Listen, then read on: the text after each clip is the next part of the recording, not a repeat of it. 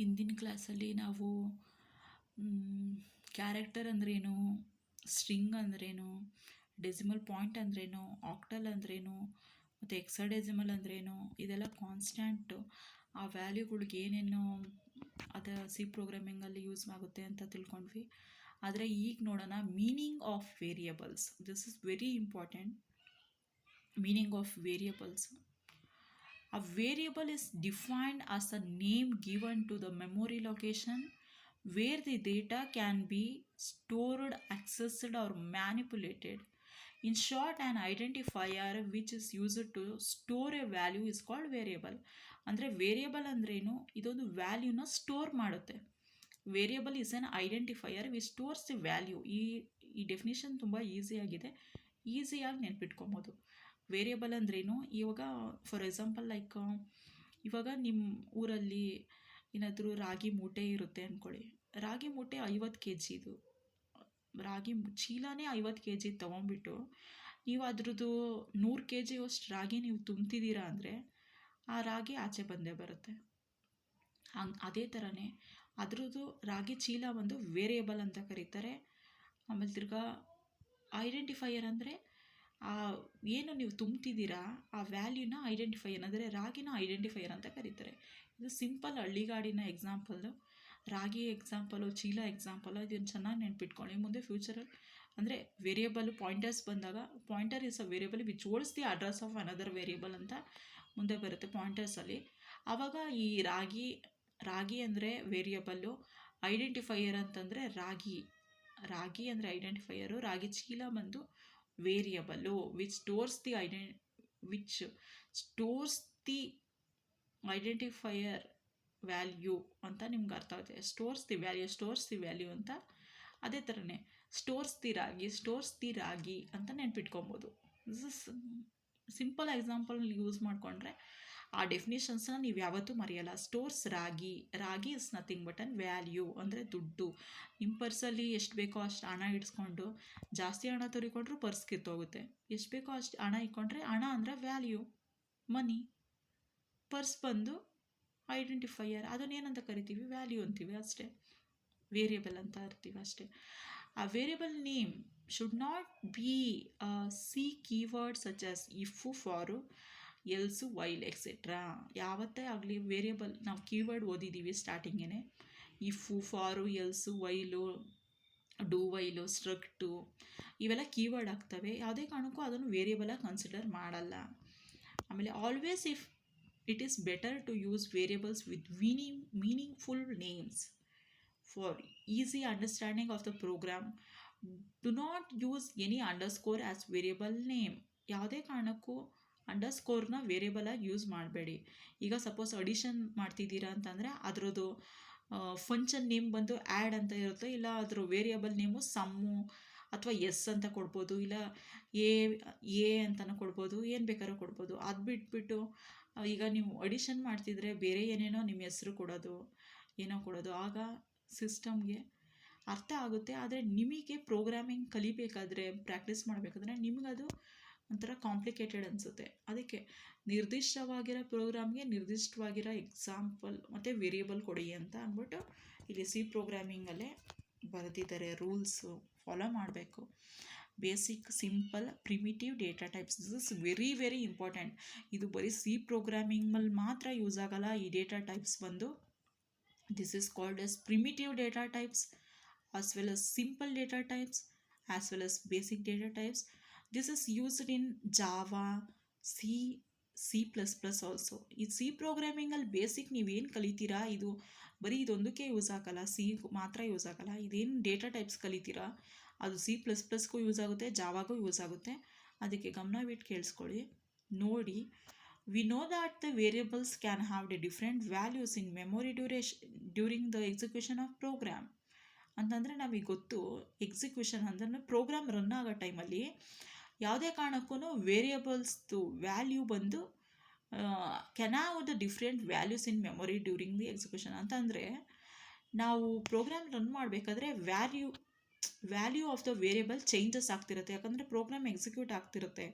Suppose increment operation ಕೊಟ್ಟಿದ್ರೆ increment ಆಗ್ತಿರುತ್ತೆ, decrement ಕೊಟ್ಟಿದ್ರೆ ಡಿಕ್ರಿಮೆಂಟ್ ಆಗ್ತಿರುತ್ತೆ.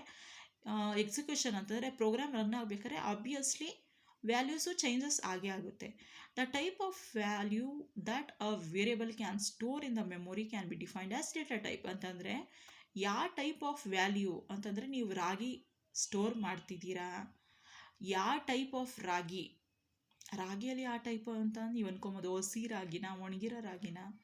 ಹಸಿ ರಾಗಿನ ಚೀಲದಲ್ಲಿ ಹಾಕಿ ತುಂಬ ವರ್ಷ ಇಟ್ಟರೆ ಇರುತ್ತಾ? ಇರಲ್ಲ. ಅದೇ ರೀತಿಯೇ ಯಾವ ಟೈಪು, ಒಣಗಿರೋ ರಾಗಿನ, ಹಸಿ ರಾಗಿನ, ರಾಗಿ ಇದು ಇನ್ನು ಜೋಳ, ಹಸಿ ಜೋಳನ, ನೀವು ಯಾವುದಕ್ಕೆ ಬೇಕಾದ್ರೂ ಕನ್ಸಿಡರ್ ಮಾಡ್ಬೋದು. ನಿಮಗೆಲ್ಲ ಅರ್ಥ ಆಗೋಕ್ಕೆ ಬೆಸ್ಟ್ ಎಕ್ಸಾಂಪಲು ರಾಗಿನೇ ತೊಗೊತೀನಿ, ಯಾಕಂದರೆ ಎಲ್ಲರಿಗೂ ಈಸಿಯಾಗಿ ನೆನ್ಪಿಟ್ಕೊಳ್ಳೋ ಅಂಥದ್ದು. ರಾಗಿ, ರೈಸು ಇವೆಲ್ಲ ಈಸಿಯಾಗಿ ನೆನ್ಪಿಟ್ಕೊಬೋದು. The type of value that a variable can store in the memory can be defined as data type. ಅಂದರೆ ಇದರ ಅರ್ಥ ಏನಂತಾರೆ ಅಂದರೆ, ವೇರಿಯಬಲ್ ಬಂದು ಸ್ಟೋರ್ ಆಫ್ ವ್ಯಾಲ್ಯೂ.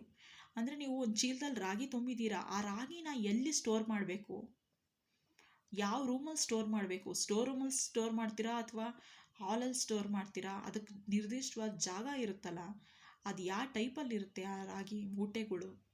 ಇದರಲ್ಲಿ ನೀವು ರಾಗಿ ಮೂಟೆನ ಕನ್ಸಿಡರ್ ಮಾಡ್ತೀರಾ ಟೈಪು, ಯಾವ ಟೈಪ್ ಆಫ್ ರಾಗಿ ಅಂತ ಅಂದ್ಬಿಟ್ಟು.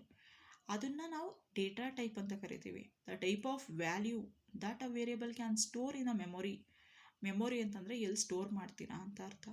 The various primitive data types of C language are classified as shown below. This is very very important. Primitive data type integer, char, float, double, void ಅಂತಂದರೆ ಯಾವ ವ್ಯಾಲ್ಯೂನೂ ರಿಟರ್ನ್ ಮಾಡಲ್ಲ ಅಂತ ಅರ್ಥ. ಆಮೇಲೆ the primitive data types are also called as basic data types or simple data types. ಈಗ ಫಸ್ಟ್ನೇ ನೋಡೋಣ, ವೆರಿ ವೆರಿ ಇಂಪಾರ್ಟೆಂಟ್. ಇಂಟಿಜರ್ ಅಂದರೆ ಏನಪ್ಪ ಅಂದರೆ, it is a keyword which is used to define integer numbers. Normally they are associated with variables to store signed integer values in memory location. Signed integer, unsigned integer ಅಂತ ಎರಡು type ಇರುತ್ತೆ. Signed integer certain ರೇಂಜಲ್ಲಿ ಇರುತ್ತೆ,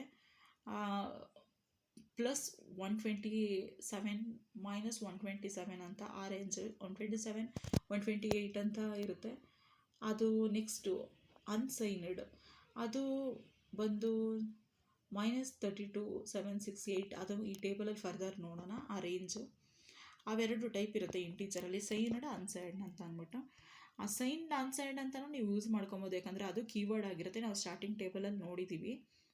that is using this data type both positive and negative numbers can be stored in the memory. To represent only unsigned number, it is normally associated with a qualified unsigned. ಇವಾಗ ನಾವು negative number represented, ಇವಾಗ negative both positive negative represent ಮಾಡ್ಬೋದು. ಇವಾಗ ನೀವು ಏನು mention ಮಾಡಿಲ್ಲ ಅಂದರೆ ಅದು ಸೈನ್ಡ್ ಅಂತ ಕನ್ಸಿಡರ್ ಆಗುತ್ತೆ. ಸಪೋಸ್ ನೀವು ಅನ್ಸೈನ್ಡ್ ಮೆನ್ಷನ್ ಮಾಡಲೇಬೇಕು ಅಂತಂದರೆ ಅದು ಅನ್ಸೈನ್ಡ್ ನೀವು ಯೂಸ್ ಮಾಡಬೇಕು ಅಂದರೆ ಅನ್ಸೈನ್ಡ್ ಅನ್ನೋ ಕೀವರ್ಡ್ನ ನೀವು ಮೆನ್ಷನ್ ಮಾಡಲೇಬೇಕು. Unsigned integer is used to define only positive. Unsigned ಬಂದು ಪಾಸಿಟಿವ್ ಇಂಟಿಜರ್ ಮಾತ್ರ. Negative numbers cannot be stored if a variable is associated with unsigned int. ಅಂದರೆ ಇದರ ಅರ್ಥ ಏನಂದರೆ, ಬರೀ ಪಾಸಿಟಿವ್ ನಂಬರ್ಸ್ ಮಾತ್ರ ಸ್ಟೋರ್ ಮಾಡುತ್ತೆ ಯಾವುದು unsigned int, negative numbers store ಮಾಡಲ್ಲ. The size of integer and range of integer varies. Size of integer ಮತ್ತು ರೇಂಜ್ ಆಫ್ ಇಂಟಿಜರ್. ರೇಂಜ್ ಅಂದರೆ ಅದರದ್ದು ಎಲ್ಲಿಂದ ಎಲ್ಲಿವರೆಗೂ ಅಳತೆ. ಸೈಜ್ ಬಂತು ಅಂದರೂ ಅದರದ್ದು ವ್ಯಾಲ್ಯೂ, ಆ ವ್ಯಾಲ್ಯೂ ಎಷ್ಟು ಸೈಜ್ ಇದೆ. ಈಗ ನೋಡಿ, ಇಂಟೀಜರ್ದು 2 ಬೈಟ್ಸ್ ಇರುತ್ತೆ, ಅದು 16 ಬಿಟ್ ಮಿಷಿನ್ ಅಂತಂದರೆ ಪ್ರೊಸೆಸರ್ಗಳು ಬರುತ್ತಲ್ಲ, 16 ಬಿಟ್ ಮಿಷಿನ, 32 ಬಿಟ್ ಮಿಷಿನ, ಆ ರೇಂಜಲ್ಲಿ ಈ ಟೇಬಲಲ್ಲಿ ಕೊಟ್ಟಿದ್ದಾರಲ್ಲ, ಈ ಅನ್ಸೈನ್ಡು ಮತ್ತು ಸೈನ್ಡ್ ರೇಂಜ್ನ ಇಲ್ಲಿ ಈ ಥರ ಮೆನ್ಷನ್ ಮಾಡಿದ್ದಾರೆ. ನೆಕ್ಸ್ಟ್ ಫ್ಲೋಟ್ ನೋಡೋಣ. ಫ್ಲೋಟಲ್ಲಿ ಏನಿಲ್ಲ, ಆಲ್ಮೋಸ್ಟ್ ಎಲ್ಲ ಕಲ್ತಿದ್ದೀರಾ. It is a keyword which is used to define floating point. The floating point number is also known as real number. Normally, they are associated with the variables, that is identifier, to store the floating point number in memory location. That is using this data type. Both positive negative use ಆಗುತ್ತೆ. Floating point ಅಂದರೆ decimal numbers, ಇಲ್ಲಿ decimal point use ಮಾಡ್ಕೊಬೇಕು, numbers ಅಲ್ಲ. ಆಮೇಲೆ ತಿರ್ಗಾ double. It is a keyword which is used to define big floating point. ಅಂತಂದರೆ ಇವಾಗ integer ಅಂತಂದರೆ ನಂಬರ್ಸು. ಫ್ಲೋಟಿಂಗ್ ಅಂದರೆ ಡೆಸಿಮಲ್ ಪಾಯಿಂಟ್ ಇರೋ ನಂಬರ್ಗಳು.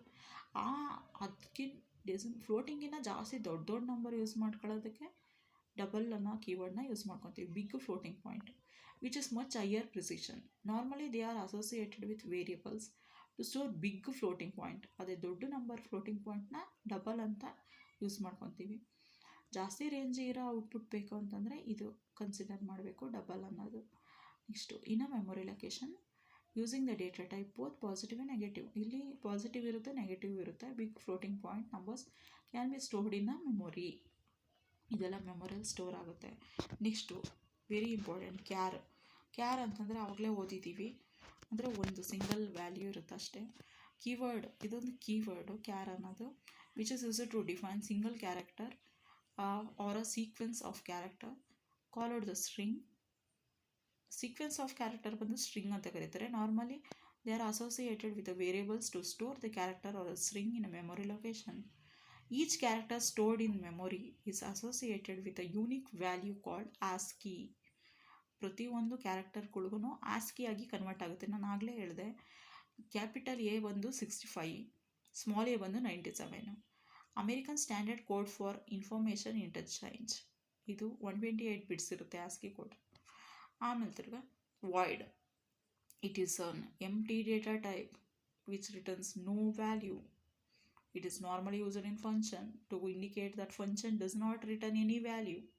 Since no value is associated with this data type, it does not occupy any space in memory. Normally it is not associated with any variable except pointers. Pointers ಅಲ್ಲಿ ಮಾತ್ರ void use ಆಗುತ್ತೆ, ಮತ್ತು ಮಿಕ್ಕಿದೆಲ್ಲ ಕಡೆ use ಆಗೋದು ಏನಪ್ಪ ಅಂತಂದರೆ ಫಂಕ್ಷನಲ್ಲಿ use ಆಗುತ್ತೆ. ನೆಕ್ಸ್ಟ್ ಕ್ಲಾಸಲ್ಲಿ ಯೂಸರ್ ಡಿಫೈನ್ಡ್ ಡೇಟಾ ಟೈಪ್ಸ್ ನೋಡೋಣ. Okay, thank you.